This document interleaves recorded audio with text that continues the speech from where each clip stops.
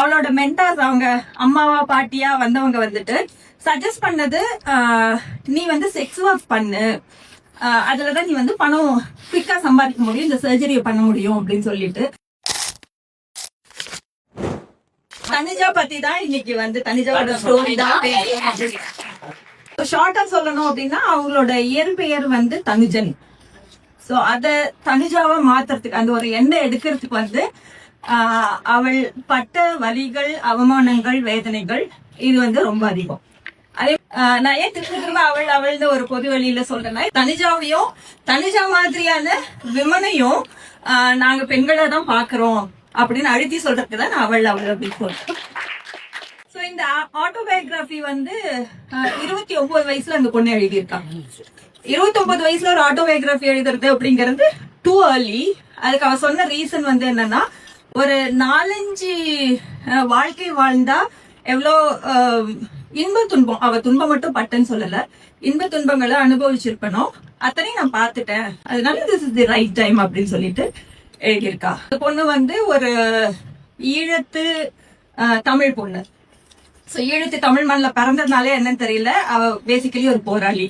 So இந்த குழந்தைக்கு ஒரு 5 வயசு 6 வயசு இருக்கும் பொழுதே தெரிய ஆரம்பிச்சிருச்சு, நம்ம மத்தவங்கள மாதிரி இல்ல, பெண் உடை அணியறது ரொம்ப பிடிக்குது.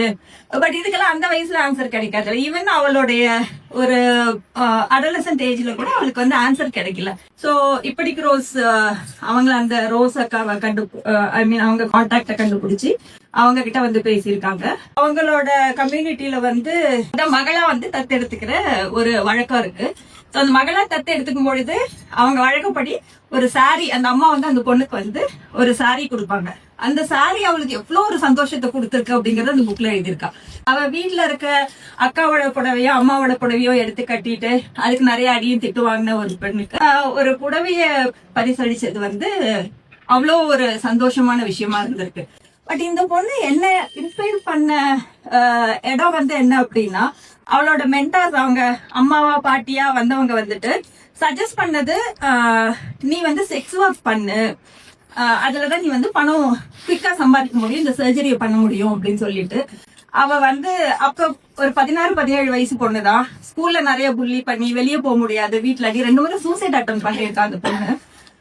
பட் அவ வந்து ஸ்ட்ராங்கா சொல்லியிருக்கா, இல்ல நான் படிச்சு சம்பாதிச்சு அதுலதான் நான் இதை வந்து பண்ணிப்பேன்.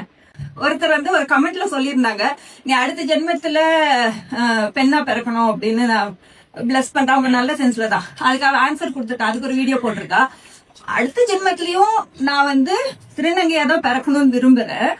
ஆனா அந்த சமுதாயம் வந்து எங்களுக்கு மரியாதையும் எங்களுக்கு ஒரு சக மனிதர்களுக்கு கொடுக்கிற உரிமையும் எங்களுக்கு கொடுக்கணும், இந்த சமுதாயம் மாறி இருக்கணும் அப்படிங்கறதா என்னுடைய ஆசை. எனக்கு திருநங்கையா பிறந்ததுல எந்த வருத்தமும் கிடையாது அப்படின்னு சொல்லிட்டு அங்க நிக்கிறா தனுஜா.